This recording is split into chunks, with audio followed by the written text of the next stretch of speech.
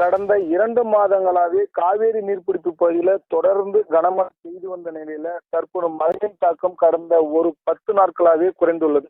இதனால் 10 நாட்களாவே காவேரி நீர்பிடிப்பு பகுதியில மழையின் தாக்கம் குறைந்ததனால நீர்வரத்து படிப்படியாக குறைந்து வருகிறது.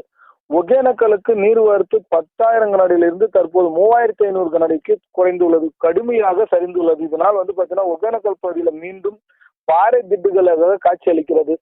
தமிழகத்தில் நயாகரா என்று அழைக்கப்படும் ஒகேனக்கல் சுற்றுலா தலத்துக்கு இன்று விடுமுறை தினம் என்பதால் சுற்றுலா பயணிகள் காலை முதலே அதிகரித்து வருகிறார்கள். சினிபால்ஸ், மெயின் அருவி, தொங்கு பாலம் பகுதியில தொடர்ந்து பரிசலில் போயும் மற்றும் மீன் சமையல் செய்தும் மசாஜ் செய்து கொண்டும் உட்கொண்டு வருகிறார்கள்.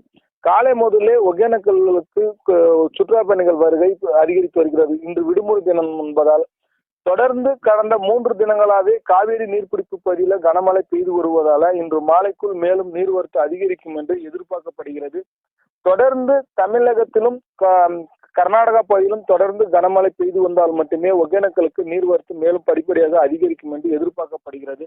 ஒகேனக்கல் பகுதியில மீண்டும் காய்ந்த நிலையில வறண்டு போய் காட்சியளிக்கிறது. தற்போது ஆர்ப்பரித்தும் கொட்டியிருந்த நிலையில தற்போது மீண்டும் பாறை திட்டுகளாக காட்சியளிக்கிறது தற்போது பார்க்க முடியும். சுற்றுலா பயணிகள் வருகை அதிகரித்ததனால ஒகேனக்கலுக்கு மீண்டும் களை கட்டியுள்ளது என்பது பார்க்க முடியும். கிருஷ்ணவேணி.